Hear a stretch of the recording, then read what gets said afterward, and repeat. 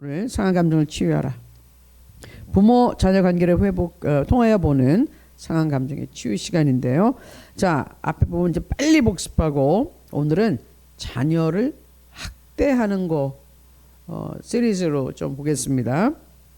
자, 일단 말씀 보겠습니다. 오늘 지금 우리 찬양한 것처럼 출애굽기 15장 26절에 뭐라고 말씀하셨습니까? 나는 너희를 치료하는 여호와임이라. 시편 147편 3절에 상심한 자들을 고치시며 그들의 상처를 싸매시는도다. 아멘. 우리 하나님은 우리의 육체 병나는 것만 고치시는 하나님이 아니라 우리의 영혼 육을 완벽하게 고치시는 하나님이십니다.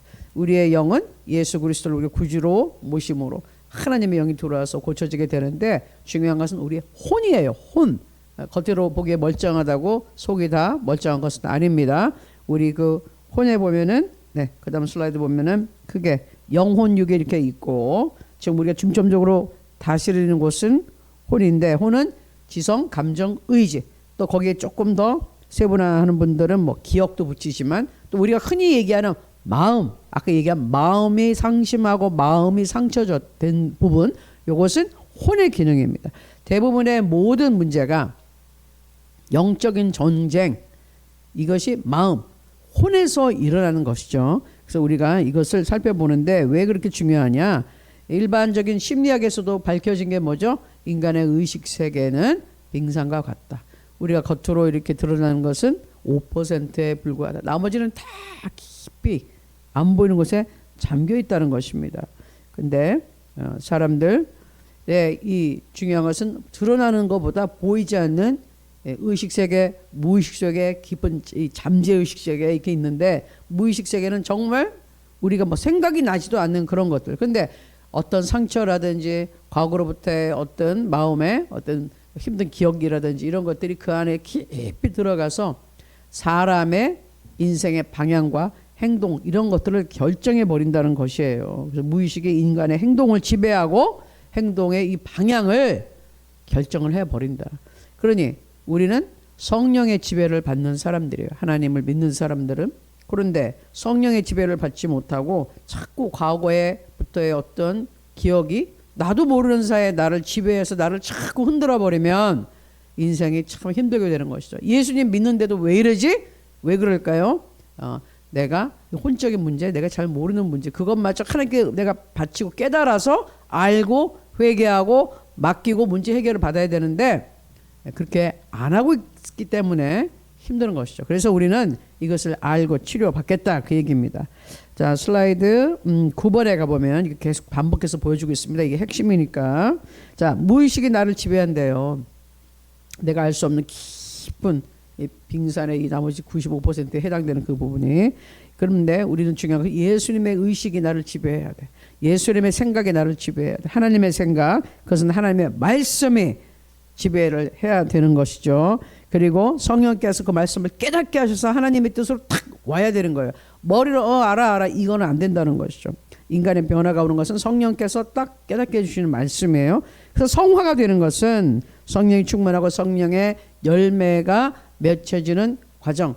성령님의 생각, 하나님의 생각이 내 생각을 깊이 사로잡아서 나를 완전히 변화시키는 것, 그 상태가 유지되는 것이 성령 충만인데, 그 성령 충만이 매일매일 하다 보면 내가 성화, 죄로부터 완전히 자유케 된 사람이 된다는 것이죠. 깨끗하게 된다는 것입니다.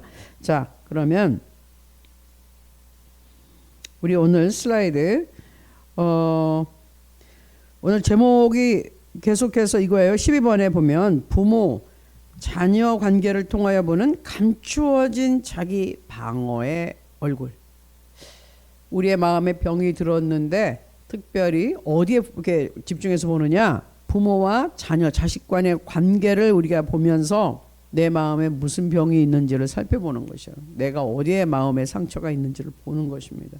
그래서 우리가 앞에 두 가지 지나친 자녀 자랑도 심리적으로 이 사람 문제가 있는 것이라 그랬고, 지나치게 과잉 보호하는 것도 문제가 있는 것이죠.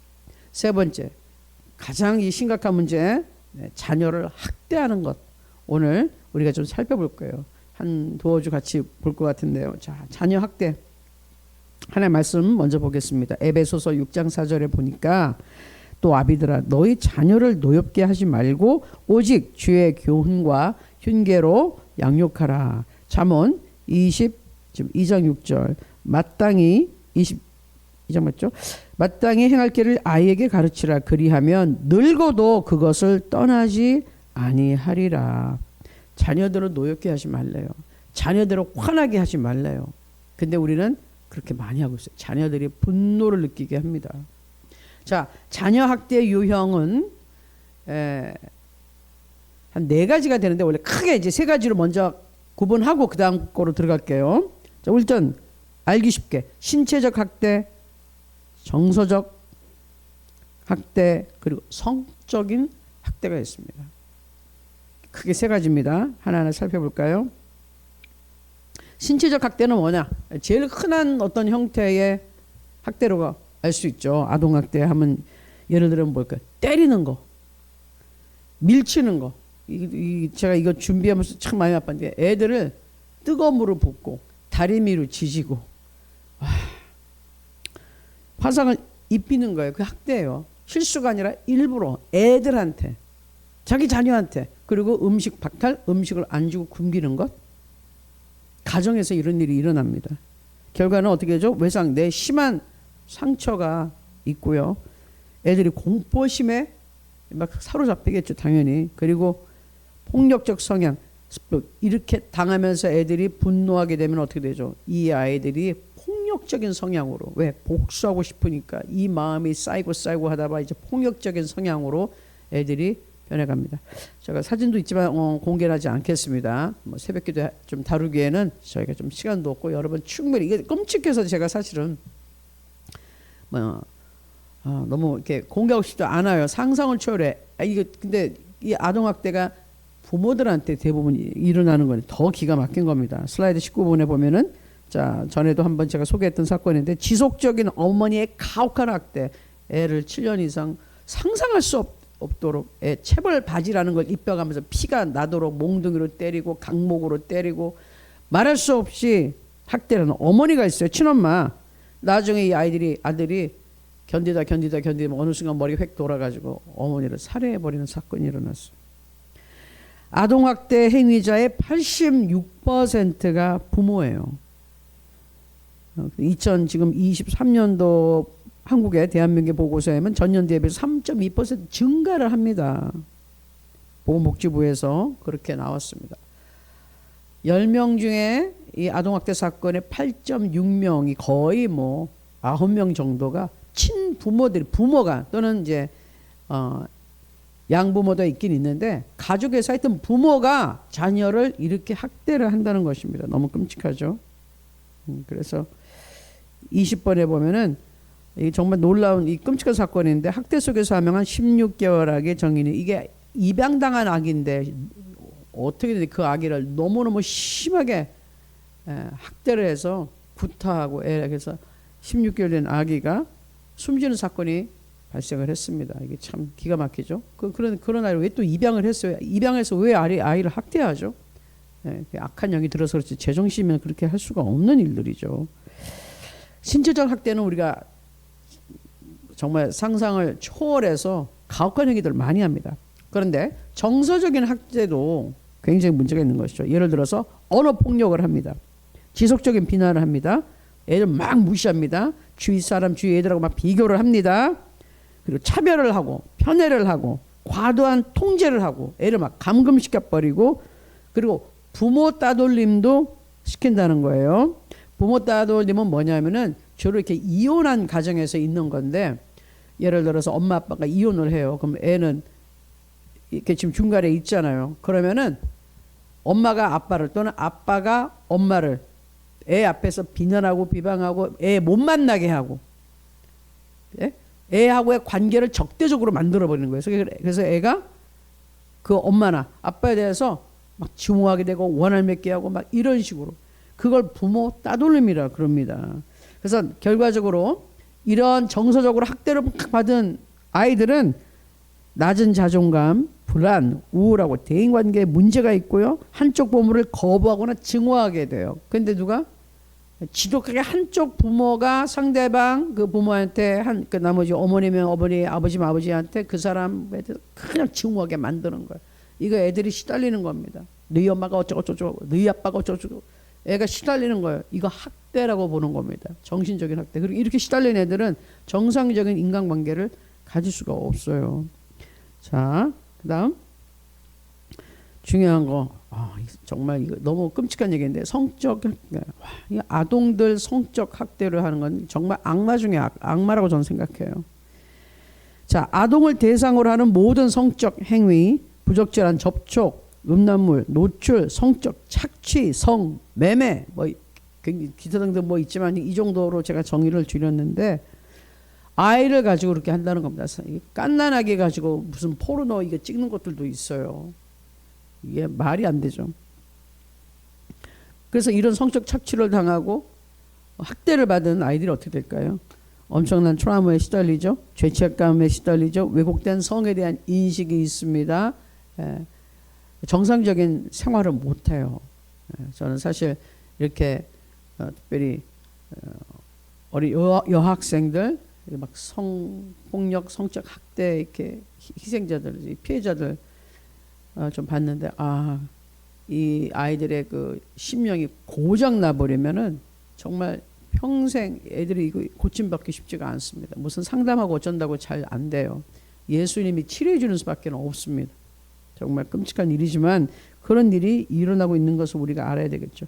그런데 중요한 것은 이거 지금 학대, 아동 학대 이렇게 한다는 것이에요. 부모하고 자녀 가운데 지금 문제예요.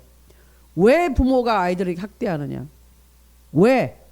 그 비정상이잖아요. 왜 이렇게 되느냐 그거예요. 자, 그래서 일단 세 가지 받고 또 하나의 학대가 있어요.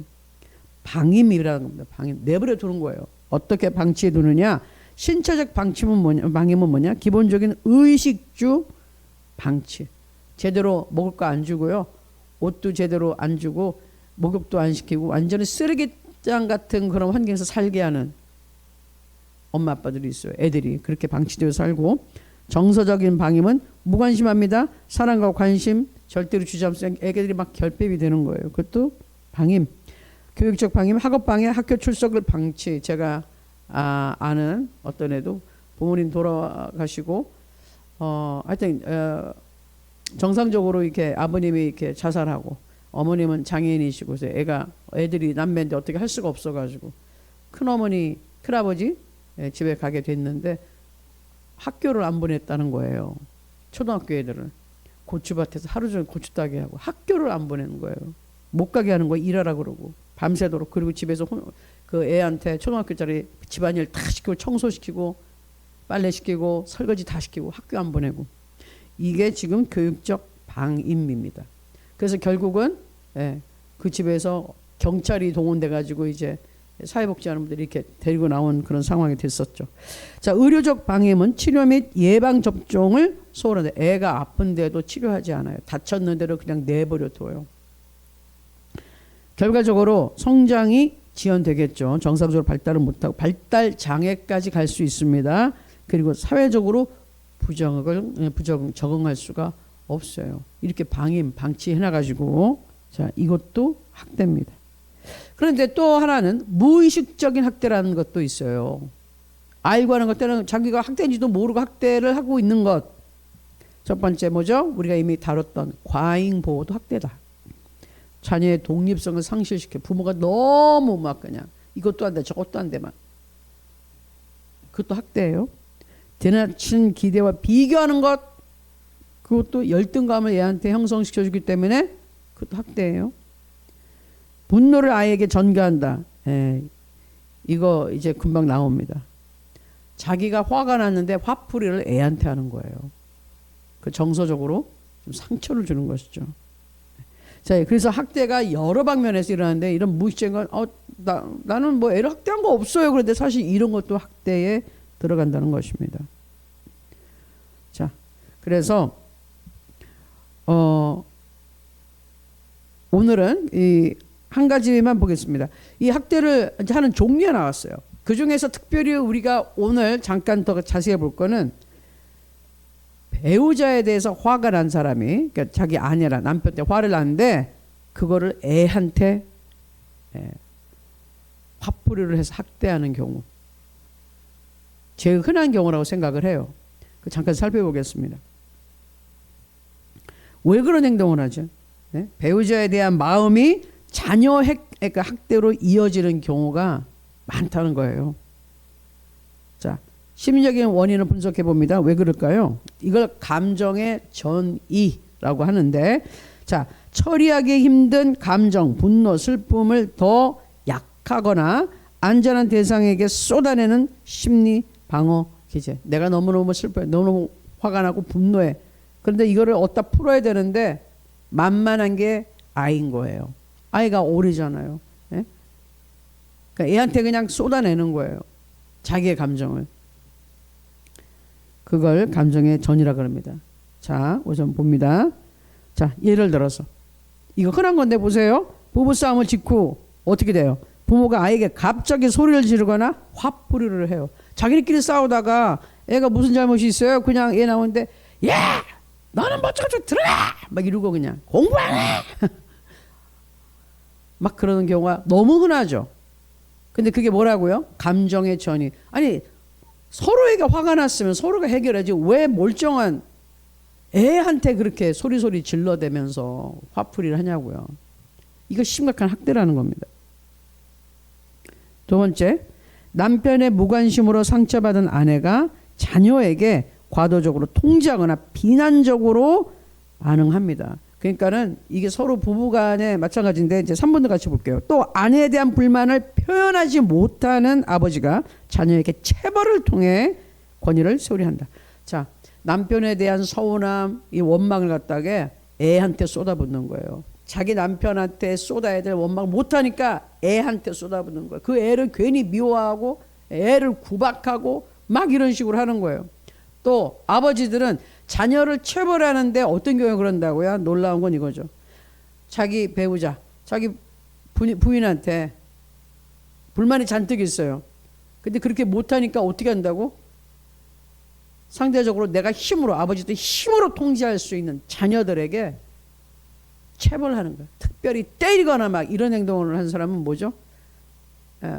자기의 낮아진 자존감, 열등감, 이 구겨진 자존심, 이거를 그냥 무력으로 회복해 보려는, 자기 권위를 세우려 한다는 거야. 자기 부인한테 뭔가가 내가 눌려 있어, 열등감을 느껴. 그러면 어떻게? 나 힘세, 힘 있어. 그러면서 그 힘을 어디다 써요? 내가 가장이야. 나 무시하지 마. 이걸 어떻게 한다고요? 애들을 때림으로써. 애들 때려서 야, 내가 여기서 제일 무서운 사람이야. 내가 아버지야. 내 말 들어. 이렇게 한다는 것이죠. 이게 굉장히 흔해요. 예? 아버지들의 체벌은 물론 엄격하게 잘 훈육해야 되는데 훈육과 이게 완전히 뒤죽박죽 돼가지고 제대로 훈육을 하는 게 아니라 자기의 망가진 자존심, 자존감, 열등감을 아이한테, 애들한테 체벌로 해가지고 애들이 꼼짝 못하게 매맞고 무서워하게 만들어서 자기의 권위를 세우려고 그런다. 아, 참 정말 나쁜 심성이에요. 나쁜 마음이에요. 근데 그러고도 있다는 겁니다. 자, 그래서 여기 감정을 볼게요. 원래 감정은 뭐냐면 배우자에 대한 분노예요. 자기 남편이나 자기 아내한테 분노가 있어요. 그냥 화가 났어요. 근데 이거를 누구한테? 애한테 화풀이를 하는 거예요. 갑자기 너 왜 그 모양이야? 애를 잡는 거예요. 사실은 그 불만이 누구에 대한 불만? 자기 부인, 자기 남편에 대한 건데 엉뚱한 애를 잡아버리는 거예요. 화풀이를. 또 관계에서 무력감, 자기 배우자와의 이게 정말 힘이 쭉 빠진 무력감이 있는데 그거를 어떻게 한다? 내가 어떻게 상대방을 통제할 수 없어. 어떻게 고칠 수 없어. 그러니까 애한테 그냥 애를 통제시키고 애를 억압하고 막 이러는 거예요. 애를 막 컨트롤하는 거예요. 그리고 인정받지 못한, 상대방으로부터 인정받지 못한 상태가 있을 때 누구래? 넌 누구누구에게 닮았어. 그래 뭐야? 넌 꼭 네 아빠 닮아서 그 모양이야. 넌 네 엄마 닮아서 그 모양이야. 그리고 어떤 사람은 심한 경우에 열등감이 있는 사람은 그래 너는 나 닮아서 그밖에 안 돼. 이런 식으로까지 언어 폭력을 막 사용합니다. 그런 얘기 많이 들었을걸요. 대부분 잘하는 거는 나 닮아서 잘한다 그러고 꼭 네 아버지 닮아서 너 그 모양이야. 꼭 네 엄마 닮아서 그 모양이야. 그 언어 폭력이고 다 학대예요. 아동 학대예요. 그래가지고 애들의 영혼을 죽이는 겁니다. 우리 깨달아야 되는 것이에요. 그런데 놀라운 것은 대부분 이런 것들이 아까도 얘기 나왔지만 무의식적으로 이루어진다는 거예요. 대부분 부분은 왜 그런지도 모른 채 자녀를 다치게 한다는 겁니다. 그리고 요새는 많이 이제 생각들이 많이 바뀌어졌지만 우리 한국의 문화에 전통적으로 나오는 거 막 엄격한 가장들 막 그냥 주먹 휘두르고 애들 때리고 그냥 막 이러는 집안에서 자라는 애들 왜 맞는지도 모르고 무조건 맞아야 했던 그런 자녀들이 자라나서 지금 어떻게 됐습니까? 예? 이상한 사상을 가진 사람들이 많이 생겼잖아요. 예? 이게 삐뚤어져서 교육? 지나친 체벌은 잘못됐지만 교육 현장에서 훈육도 못하게 지금 만들어졌잖아요. 이게 다 잘못된 좀 것의 후유증이에요. 제가 보기에는. 자, 자녀에게 미치는 영향을 봅니다.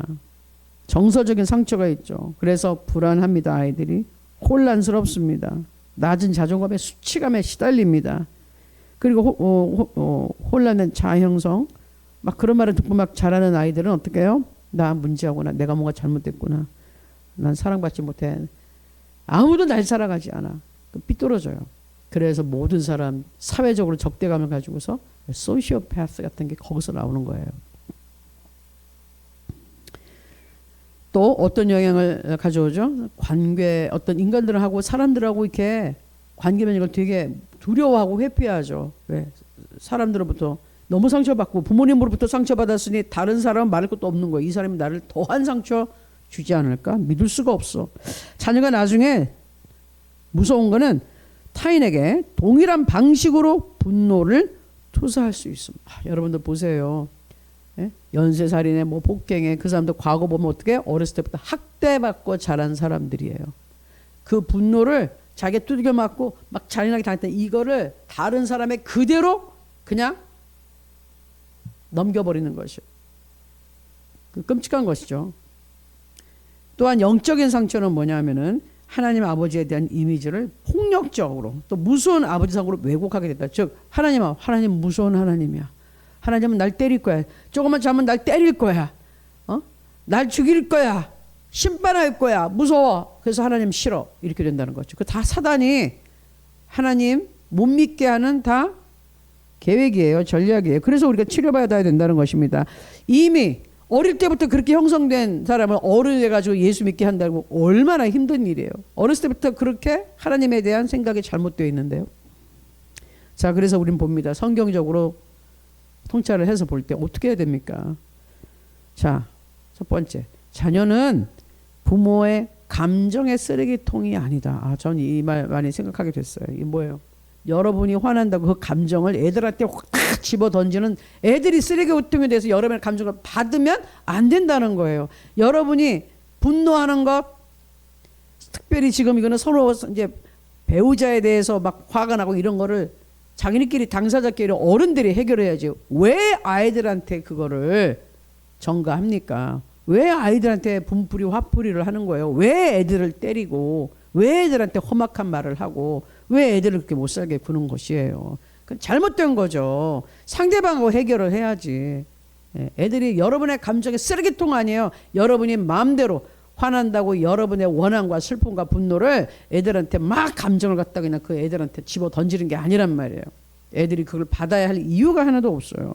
부모는 자녀의 감정에 책임이 있어요. 여러분이 조심해야 되는 거예요. 부모가.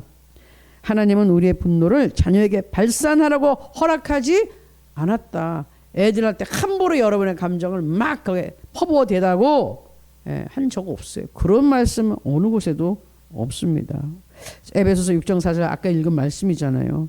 또 아비들아 너희 자녀를 노엽게 하지 말고 네가 알긴 뭘 알아? 아니에요. 아이들의 감정을 그렇게 여러분 이렇게 짓누르면 안 됩니다. 상처 주면 안 됩니다. 하나님이 만들어 주신 인격체이기 때문에 하나님의 소유인데 하나님의 소유물한테 그렇게 함부로 하나요? 큰일 납니다. 여러분 거기에 대해 책임을 물어요. 야고보서 1장 20절 사람이 성내는 것이 하나님의 의를 이루지 못함이라. 여러분 성내고 화내고 그 애들한테 분풀이하고 절대로 하나님이 금하는 것이고 잠언 4장 23절에 무릇 지킬 만한 것보다 내 마음을 지켜라. 우리의 마음을 다스려야 돼요. 우리가 화난다고 한다고 애들한테 막 있는 대로 쏟아보면 절대로 안 됩니다. 생명의 근원이 우리의 마음에서 나는 거예요. 죽이기도 하고 살기도 할 수 있는 거예요. 우리의 마음먹기에 따라서. 그러니까 마음을 지켜야 돼. 이 마음의 감정을 막 자녀들한테 쏟아보면 안 됩니다. 자, 그래서 자녀에게 감정 전이를 하지 않는 방법, 요거 다음 시간에도 보겠지만 간단하게 한번 훑어볼게요. 1단계는 감정을 자각해라. 뭐냐? 나는 지금 누구한테 화가 나 있지? 내가 애한테 막 화를 내고 있는데 지금 사실 애 때문에 화가 난 거야? 그 감정을 지금 우리 자녀에게 내 애한테 막 쏟아붓고 있나? 사실 내 남편, 내 아내한테 화가 났는데 우리 애한테 이러고 있나? 돌아보시고. 두 번째, 분노의 원인을 직면해라. 배우자와의 갈등이 있어요. 실망하고 내가 지금 외롭고 인정받지 못한 등의 이거를 정확히 알아야 된다는 거예요. 내가 왜 이런 행동을 할까? 아, 내 남편으로부터 내 아내로부터 상처를 받아서 내가 우리 자녀한테 이런 행동을 하고 있구나. 깨달으셔야 돼요. 살펴보셔야 됩니다. 세 번째는 암전한 감정 표현을 훈련해야 된다. 한국 사람들 감정 표현 특별히 엄마 아빠들이 자녀들한테 감정 표현 잘 못합니다. 잘 안 했는데 해야 된다는 것이죠. 어떻게 해야 됩니까? 기도 또 상담도 하고 일기도 쓰고 신뢰할 수 있는 공동체 안에서 감정을 표현. 자기 혼자 꾹꾹꾹 누르지 말고 이러이러한 거를 좀 이렇게 나눠야 돼요. 자기 혼자만 이렇게 감추고 있으면 이게 뻥 터져가지고 애한테 피해가 가니까. 네 번째는 자녀와 회복 대화를 해라. 자, 어떻게 하느냐? 엄마가 아빠가 너에게 너무 화내서 미안해. 이렇게 솔직하게. 사실은 마음이 아팠다. 엄마도 이랬는데 미안하다. 아빠가 이랬는데 미안하다. 솔직하게 얘기하라고요. 솔직하게 얘기하시라고. 응? 애들하고 대화를 하시는데 애들이 어른보다 훨씬 나아요. 엄마 아빠들이 미안하다 그러면 애들은 금방 받아줘요. 그렇게 하셔야 돼요. 자, 다섯 번째는 부부 문제의 근본적인 회복을 시도해라. 회피하지 말고 진짜 감정의 대상인 배우자와 대화해라. 하나님 앞에 회개하고 상대방에게도 용서를 구하고 미안하다. 이렇게 하셔야 된다는 거예요. 우리 중국에 있는 분들은 언어에 자녀와도 그렇고 배우자와의 언어의 소통이 잘 안 돼서 깊은 대화를 못하는 어려움이 있을 수 있습니다. 그러나 많은 분들이 간증했는데 인간은요 알아요. 진심으로 내가 한마디로 미안합니다 또는 사랑합니다 그리고 이렇게 자기가 신경을 써주고 마음을 하면은 알아요. 마음으로 느껴져요. 거짓말은 마음 없는 말보다는 말이 좀 부족하더라도 내 마음을 담아서 전달하면은 느껴져요. 그렇게 하라는 겁니다. 그래서 저는 그런 간증 많이 들었거든요. 이분들이 하나님 믿고 나서 진짜 돌이키고 회개해서 하나님 앞에 회개하고 내 남편, 내 자녀들 정말 내가 잘못한 거 있구나, 인정하지 않았구나, 미워했구나, 그거를 돌이켜서 사랑하고 신경 쓰고 기도하고 챙겨줬더니 남편이 변화됐어요. 애들이 공부를 잘하고 집 나갔던 애가 들어오고 할렐루야. 이게 하나님의 역사입니다. 우리가 기술적으로 풀라는 게 아니에요. 진심을 담아서 한두 마디 말이더라도 진심을 담아서 관계가 회복되게 하라 그겁니다. 그거는 예수 그리스도의 이름으로 기도하고 하나님의 사랑이 들어와서 그 사랑이 역사하면은 가능한 겁니다. 아멘. 자, 그래서 오늘 여기까지 봅니다. 회복을 위한 제가 기도문을 준비해 왔습니다. 우리 이거 같이 한번 읽을까요? 읽으면서 기도하겠습니다. 하나님 아버지, 저는 때때로 제 감정을 제대로 다루지 못하고 소중한 자녀에게 상처를 주었습니다. 배우자에 대한 분노, 실망, 외로움을 자녀에게 쏟아낸 저를 용서해 주세요. 이제 그 잘못된 모든 감정을 주님의 십자가 앞에 내려놓습니다. 자녀를 정죄가 아닌 은혜의 눈으로 바라보게 하시고 자녀의 마음이 다시 회복되게 해주세요. 제 마음과 우리 가정을 회복해 주세요. 예수님의 이름으로 기도합니다. 아멘.